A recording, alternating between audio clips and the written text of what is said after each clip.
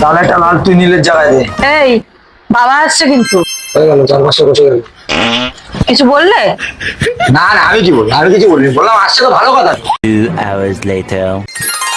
রে মা, কেমন আছিস? আরে বাবা, ভালো আছো?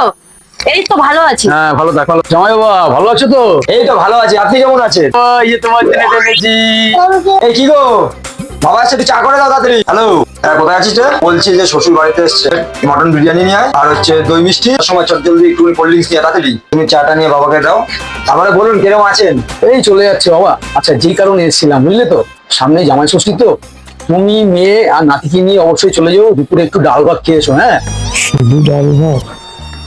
হ্যাঁ নিশ্চয়ই যাবো।